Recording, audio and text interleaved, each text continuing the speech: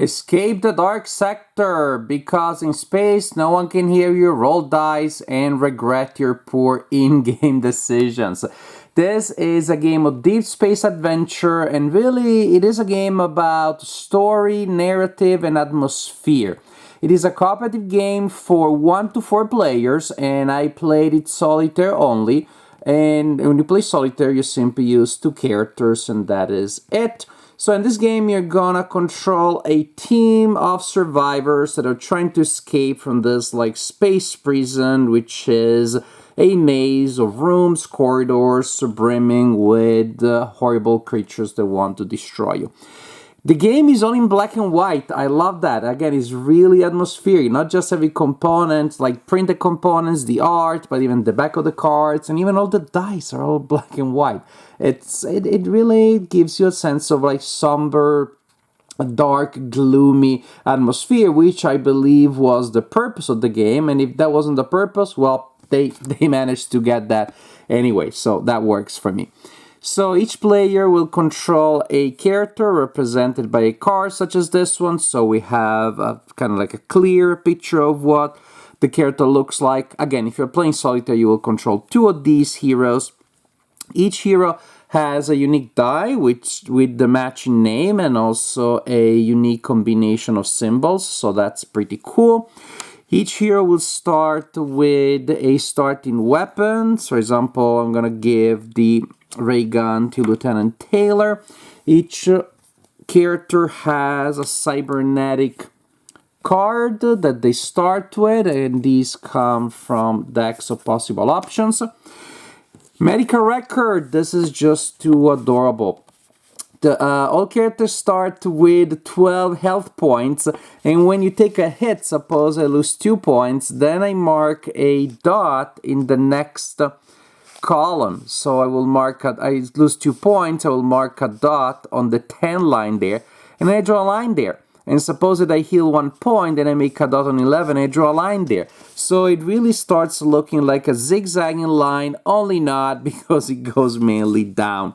Did I mention that the game is pretty brutal and hard to beat? Well, that's the idea. So each character is trying to survive. It is basically a grim survival game in space. If any hero in the team dies, that's it. You lose the game. You win the game if you beat the final boss, meaning you will have to go through a deck of encounters. Don't worry, this is not this deck. These are all the encounter cards that are in the game. There will be a boss card, one of these cards, that will be placed at the bottom of the encounter deck. And then you're going to encounter 4 cards from level 1, 4 cards from level 2, and 4 cards from level 3. I wanted to show how thick the deck is to show that you really are not likely to see the same combination of cards every time. And if it's some of the cards you've seen, they'll be together with some cards that you haven't. They'll be in different order. So there's going to be a lot of variety. So after you have these encounter cards, then you will place one of these 3 starting cards on top, and that's how you form your encounter deck. So that's very cool, and because of the absolute importance of atmosphere, story, surprises, plot twists, I decided not to show you any of these cards that are called chapter cards in the game. I want to preserve the surprise, because really seeing those cards for the first time is a lot of fun. As you play the game a lot, again, re-seeing some of the cards, some of the magic is gone, but the game remains. Again, you will still see new cards for a long time, and the game remains playable. All the other good stuff is still there. This is basically a game, again, of survival, which means of harm reduction, of damage management, basically. Now, the game is simplicity itself, because you will have your deck of encounter cards, each representing a chapter in the story, and you will start simply flipping cards and doing what it says. Most cards, all cards will have an illustration and then a text at the bottom. And the text at the bottom may simply tell you, well, will always tell you what happens. And sometimes you just receive the news, bad or good, usually bad, and you apply the effects. In other cases, you will have choices to make, sort of like in a choose-your-own-adventure kind of situation. If you do this, this kind of thing will apply. If you do that stuff, this is the thing. Very often you have the option of like running past a certain obstacle, so simply means you flip the next card without interacting any further with the active one. Other times you can look into things, try to grab something, look for resources, this sort of thing. Very atmospheric, very again immersive. You see the illustrations from the point of view of the character, almost feels like a first-person shooter at times. The interesting thing is that before you flip a card, you have to decide which character of the multiple ones that you will have in play is actually opening the door and peeking through the door and crossing fingers and taking the brunt or whatever it is coming that way. As a solo player, sometimes I forget to do so, and so my method is, if I forget to decide which character is going first, is the one with the highest health. In case there is a tie, then it's the one closest to the left. That's it. It's a simple, little life hack I'm giving you if you're planning to play the game solo and there's no one to remind you, hey, we need to decide who opens the door. Now, many of these cards, many of these game effects will be self-explanatory. Do what it says, choose among the options, and things like that. Many game effects will give you cards, cards with representing items, which are very important. There will be more weapons, more things. Again, you start with a weapon, and you have to imagine that you have here next to your card 4 slots where you can place 4 vertical cards like that. I'm not even showing you the items. That's how much I care about preserving the surprise and avoiding spoilers. So these 4 slots, some cards actually, they have a landscape, not a portrait format, and those simply are cards that are more cumbersome. They represent items that have bigger load, in which case you can still acquire them, of course, but it will take up 2 of your 4 carry slots. So you can have 4 portraits or 2 portrait and a landscape, or 2 landscape kind of cards. Many weapons will have dice of this kind. They may be energy weapons, or they may be bullet weapons, and the weapon card will tell you the ammo that you can carry in combat. Don't worry, between combats you'll be able to reload it. But this starting gun, for example, only comes with an ammo of 1, so you place a single die on it. It has a fire rate of 1, which means you roll that die when you attack with it. Pew, pew, pew.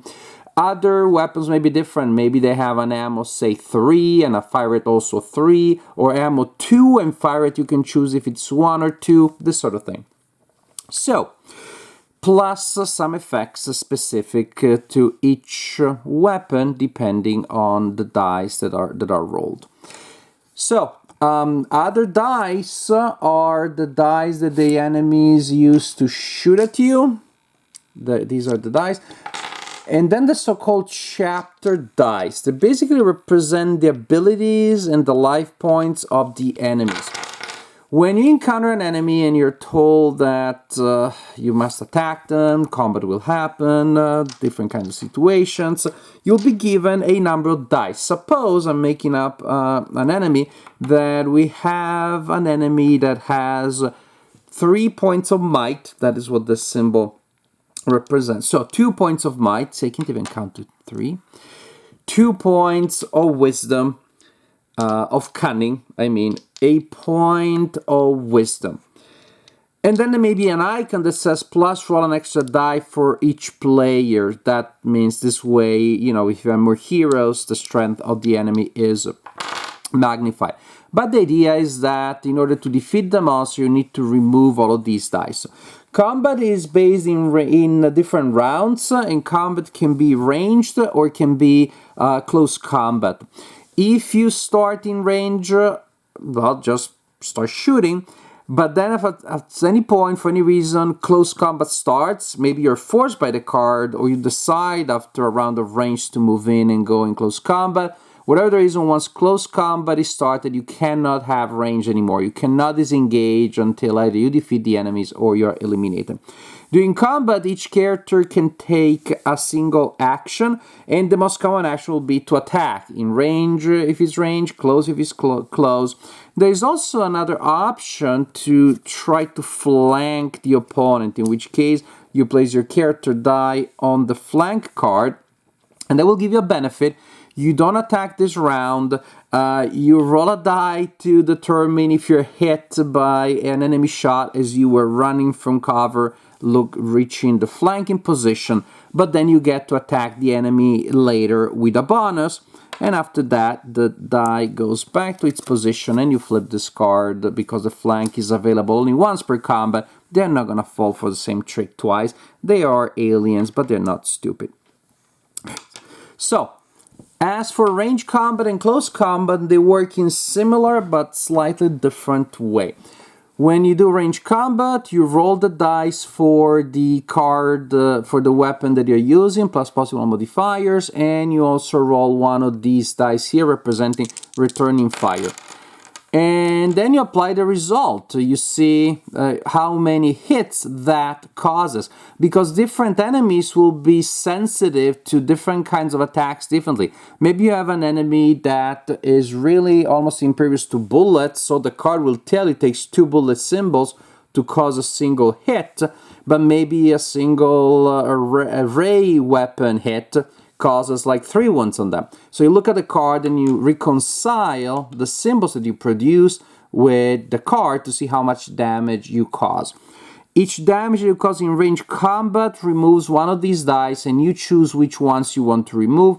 This may be important. For now, in range combat, you ignore the symbols, but also now you're planning, because each range hit just removes any one of these. In close combat, things are more finicky, so actually you probably want to remove the symbols that you think will be harder to remove during close combat, and we'll see how that works. Also, if you roll the symbol for the return fire, you look at the card and you see what that means, meaning how many life points you're gonna lose because of that, because different enemies, that symbol will mean different things for them. That is the basic for range combat. For melee, you're gonna roll this die, and that indicates the symbol that you get to remove if it is there. So actually, when it gets to close combat, we have to match symbols. So if I roll this one, pretty good, that's a hit against that one. And maybe I get a double hit in something, but there's only one wisdom symbol to remove. Again, you're going to use all sorts of effects, abilities, cybernetics, weapons, different things to try to modify these things. And that really is one of the core elements of the game. If, whether you apply damage or not, if the symbol that you rolled has a shield, it means that you were also able, as you were trying to inflict damage in close combat, you were able to protect against their melee counterattack. If you roll a symbol that does not have the shield, then you were not able to defend, and the card will tell you how much damage that causes. So that's pretty much the general idea. Once close combat starts, you're gonna roll these attacks and try to match those icons until hopefully you remove all of these things. Again, basically independent from whether you hit or not, the shield will mean that you were able to defend or not. Apply those effects and see if you're able to defeat the enemies and therefore progress to the next card, or if a member of the crew is eliminated. So attacking is the most common action, but again, there are a couple of other actions to do in combat, such as flanking. You can activate the medical drone. It's a little bit funny that the medical drone allows you to heal only in combat, but that's a game mechanic that makes the game more challenging. Of course, if you could just like keep pressing the button on the medical drone in between encounters, that'd be too easy. You can also choose to like take cover. That means you don't attack, but you're also not getting attacked. And maybe that's the idea. I don't have good range weapons, so I'm just hiding there while my friends are thinning out the enemy lines, and then I pop up out of the cover, and then maybe I'm good at close combat, and I'm gonna try to inflict the final damage. So a lot of interesting tactical decisions there. Of course, you can trade items, which is also important. So that's the That's the idea. That is, in general, how you play Escape the Dark Sector. Choose your own adventure book with cards, in a sense. Engage with the environment, see what the story brings you. Often you will resolve combat in this very tactical dice-based system and see if you're able to escape the sector or if you are more likely gonna be destroyed in the attempt. Explore the Dark Sector. This is a game that is dripping with theme and story and atmosphere. It is clearly what they were going for, and I think they were very successful at that.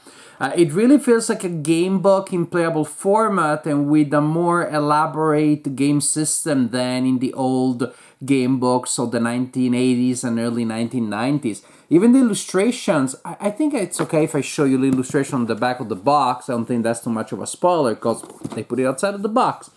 Those illustrations, so you also see an example of the design of a card. But the kind of illustration in black and white, again, it reminds me of the game books and of back then, and in particular of fighting fantasy game books. Even the style in which everybody looks a little bit or a lot dirty and they look like they're caked in blood and they don't look particularly healthy. They don't take good skincare. And everybody looks slightly weird and considerably menacing. That style, again, I was very captivating for me when I was like 10 or 12 playing the fighting fantasy books as they originally came out, and so it's very charming for me to see it here. But it's not just the nostalgia, because what you have here is that old idea of the game book, but with very modern, very sophisticated game mechanics. Matter of fact, around or outside or next to the strictly narrative elements, you have a legit dice game. You have a dice game that almost could just stand on its own in the category of like the Elder Sign. It's a legit dice game in which you're budgeting resources, choosing which dice to roll and when, and which dice to re-roll, and how to use certain effects in order to remove to match certain symbols, or to remove as many dice as possible with an eye on which dice are left, and then you're targeting specific dice in the close combat phase. So you have a legitimate, fairly complex system, dice game here. At the beginning, I thought that the two kind of combats were almost too similar to really make me feel like I needed to. But then it turns out that I think they work very well. These two layers of combat in which you can choose in many cases to open with the range and then you move in, and they work differently, so use the range to prepare the close combat. The fact they turn out to be, as an experience, different enough to work well as two sides of the same coin, as two chapters or mini chapters of a narrative. There is a certain arc here. You're gonna choose when you're gonna flank, and you can choose to flank during close combat or range combat. So many interesting options there. So what you have is a really solid, smooth, detailed dice game with a lot of interesting decisions there, connected with another legit narrative engine. Again, I've seen card-based narrative games that only have the cards and little else. So what you have here is two things that almost like two fully self-sustaining games, and putting them together may be a problem. One may wonder that it might be, but it's not here. It works very well. I think the two elements that could interfere with one another, they're integrated together very well. I really am excited and interested as I'm reading the story, as I'm discovering new rooms, new sections of this like crazy, weird, scary, giant starship. So the story really draws me in, and when it comes to the dice game that comes with it, it doesn't feel abstract. It still feels very thematic. It still feels like it's bringing more chrome and more elements to the story, because every in-game decision is tailored so well to its corresponding thematic elements. So I really feel that rolling these dice means to create that action which is added to the story. When the enemies do something, a certain effect manipulates the dice, it really makes sense that that enemy would have that power, that ability, would do that thing. It really is what I want a thematic game to be, but meaning to be full of interesting in-game decisions, and at the same time all of those decisions to be mirrored by elements of an ongoing narrative. So the game works very well. Again, I hinted at the fact that there is going to be a law diminishing ends at work here, because if you play enough, you will see all or most of those cards. And when you see like half of them, some of the original magic is lost. The dice game, the resource management, the hand management, that's going to be fun. That is infinitely replayable, just like you can play Elder Sign forever, even when you know exactly where the monsters are and what they do, etc., etc., etc. So the dice game remains immortal, but the exploration game, the adventure game, the story element, of course, that is gonna lose some of its sense of wonder, and it's unavoidable. But you know what? You look at the highest ranked games on Board Game Geek. They're games with strong stories and with a limited number of times that you can play them, enjoying the story, enjoying the campaign. It is one of the biggest changes in tabletop gaming of the last decade or so, that we stop obsessing about replay value and we learn to enjoy the story as such. And when you read a novel, you don't read it 100 times. That is exceptional. When you watch a movie, you probably don't watch it 100 times. And you know that after a while, the awe of the first couple of run-throughs is gonna be gone. So the same here, nothing strange here. But before you get to that point, I think you're gonna have a good number of plays here, because again, you're only gonna see a number of chapter cards every time. So what you got here is a game that is strong as a game, and also strong as a narrative, and strong as a story engine. So really remarkable experience, and it's all tied together so well in this like dark, gloomy atmosphere. So I'm really happy with this game, because as a game, as a story, and as an atmospheric experience, it works very well. All the levels are well connected, they flow together smoothly, and they result in really fun, really exciting gameplay.